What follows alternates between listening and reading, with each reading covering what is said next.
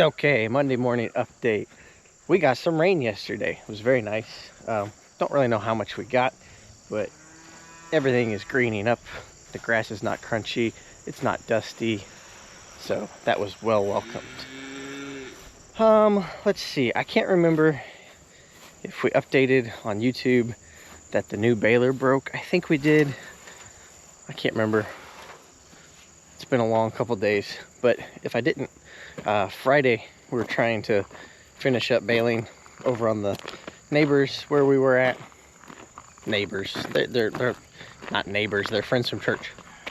Anyways, and almost done, and we had a bearing go out in the very back roller on the new baler, and we had like 6 bales left to bale. I mean, we're so close to being done.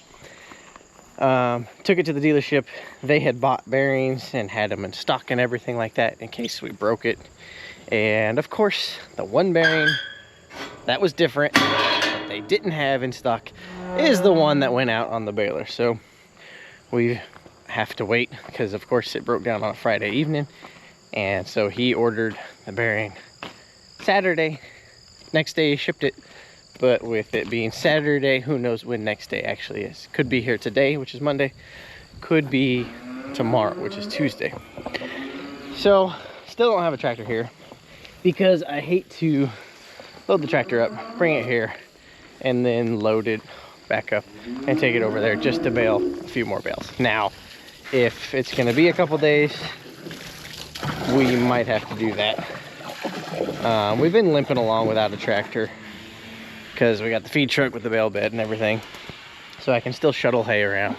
It's just not as easy. It's more time consuming, but that's okay. So waiting on the baler.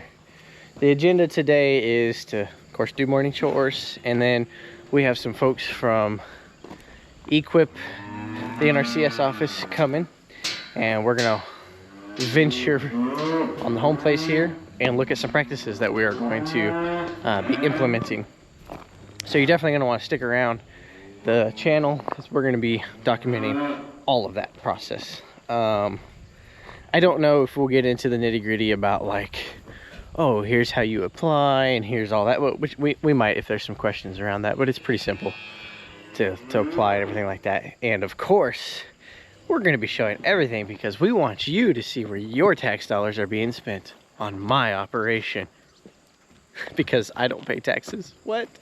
Oh boy, there's been some huge controversy around these practices, especially on TikTok. I haven't really seen it on YouTube as much, but there's a lot of people who are like, why should my money go to improve your operation? Well, that's not, yes, that's what's happening, but that's, you got to think big picture. You can't be so small-minded to think that's actually what's happening. This is a conservation practice, and so it is in the interest of conserving American land. Okay? We want farmers and ranchers to be doing good practices on their operations so that for generations to come, it's still going, right? That's what we want. That's all I'm going to say for now. So we'll be going around looking at where we're going to put some pipelines for water tanks. Probably look at where we're going to drill the well, kind of get a good rough idea of where we want the location for the well to be.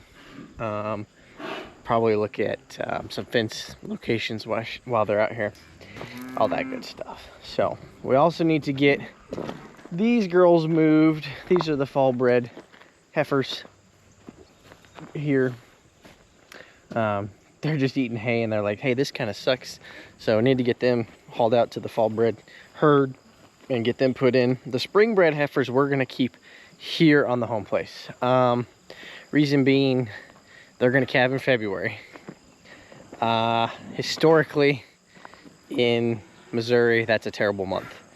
So I want them here where we've got pens and barns everywhere that we can put them in so that we can adequately assist them and keep the calves out of the weather if we need to, because that's usually when we have all our ice storms and all that good stuff. So fall bred calves are going to go, cows or heifers are going to go out with fall bred cows, They got a big baby in them, so now's the time to move them before they get really heavy, because they're due to start calving within the next 45 days. So it's time to move them now. If you wait until they're due too quick, you can cause them to go into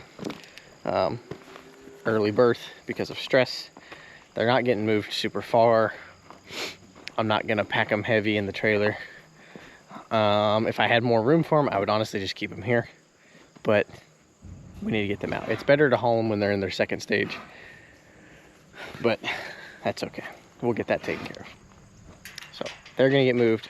Don't know if that'll happen today with everything else we got going on, because I'm also getting a horse dropped off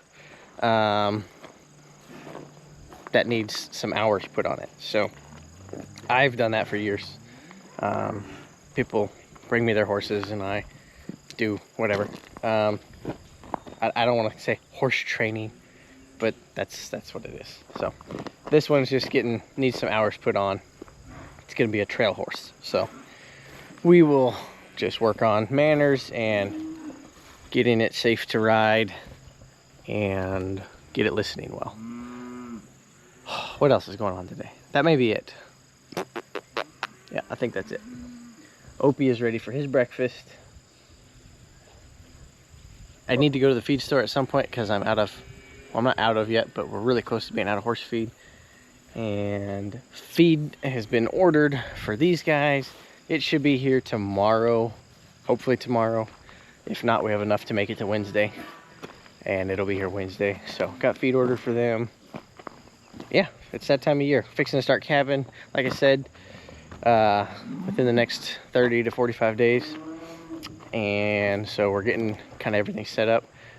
Need to get the tractors out of the hayfield because I need to get the bale spear fixed for the John Deere and get it wrapped up and ready. It'll be time to start feeding hay before you know it. So we need to make sure that everything's ready to go for it. Some update on that, actually. The young man that works for us in the summer, he's actually, I just filled out his work release yesterday. He's only going to be going to school for 2 hours, 2 periods, first semester, and I think maybe three hours first semester and only 2 second semester, or vice versa, one of those. So he's actually going to be working a lot more, and so which is actually going to free up me from having to go to the lease ground every day to feed and all that, because I'm hoping that I can punt some of those responsibilities to him. So we're going to be getting the John Deere for sure, get everything ready to go. I would long term like to get another feed bin put over there that we can get filled, so that we have feed over there for the lease property, and that way he can get grain and everything like that. I fed the cows for the first time last winter grain instead of just putting them on tubs, and I was really happy with the results. I was surprised at the preg check that we had. We had a very high open rate, and for as good as the cows looked, I was very surprised. So I don't know if that was because there's a few factors there, and we'll talk about that here in a second. But what I was saying is the cows looked really good, just feeding them 3 to 5 pounds a head a day of grain. They looked great. So probably going to continue to do that, because when you pencil it, it was pretty cheap.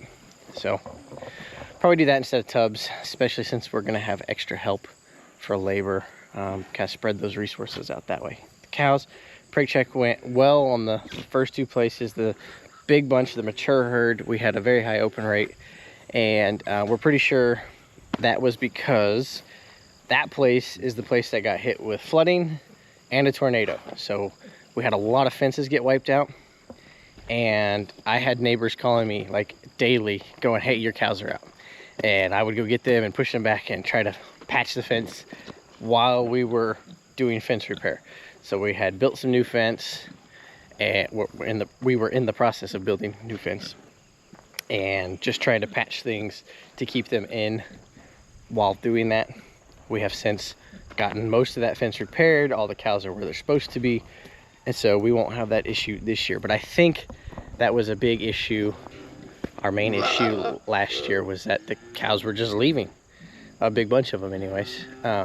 So hopefully we won't have that problem again. It is a expensive issue. Anyways, that's your Monday update, everyone. Stick around, like I said, for all the NRCS stuff that's going to be coming up, all the practices we're going to be applying: fencing, water, spraying, seeding, fertilization, fencing out ponds, a bunch of gravel in heavy use areas, stuff like that.